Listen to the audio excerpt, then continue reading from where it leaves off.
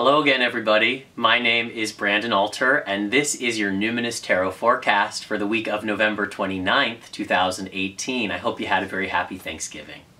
So this week, Mercury still retrograde. Remember, Mercury is retrograde for 3 weeks, so continue to trust and allow.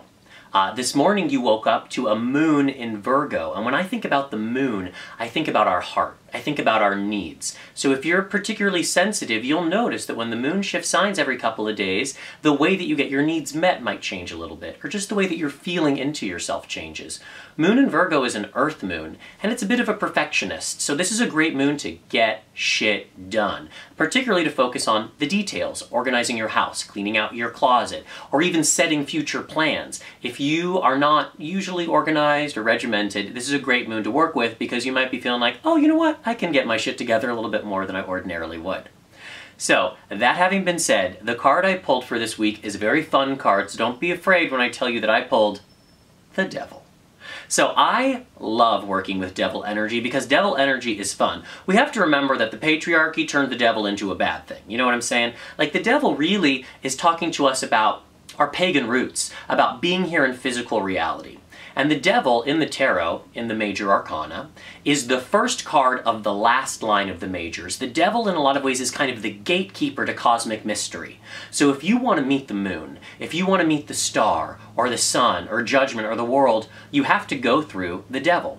So what is the devil? Well, sometimes the devil just means like you're going to be drinking a little too much, or eating a little too much, or you're going to be traveling and you really should have just bought the economy seats, but you decided to splurge for the business class seats.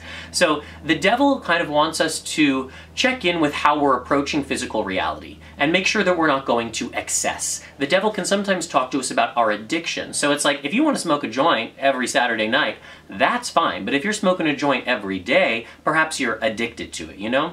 And we want to be careful of our addictions because that's where we lose our free will. That's where we lose our power and our control. The other message that the devil can sometimes bring to us is an invitation into looking at our shadow. In Scorpio season, we really had the opportunity to dive into our shadow. But just because we're in Sag doesn't mean that we can't still be working with shadow energy. So what is the shadow? The shadow, and this was a term coined by Carl Jung, is essentially any part of yourself that brings you shame or embarrassment.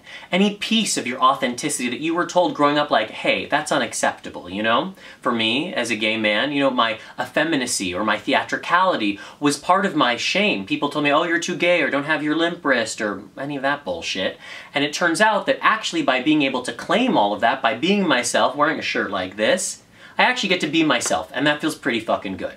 So the devil's inviting you to be yourself and to own your shadow. You know, just because somebody told you that that part of yourself is unacceptable doesn't mean that it's unacceptable. They were probably uncomfortable with it because they're uncomfortable with that part of themselves. The other message with the devil is to beware of sorcery. So sorcery is the opposite of healing. You can be a healer or you can be a sorcerer. You're a good witch or you're a bad witch. What is the difference? The difference is just that a healer or a good witch will only do something if it's in the best interest of all parties involved, if it's in alignment for all living beings, right? Like, just because I could bring your grandma back from the dead doesn't mean I'm going to do it because it goes against the natural order. Whereas a sorcerer is going to do whatever a sorcerer wants to do.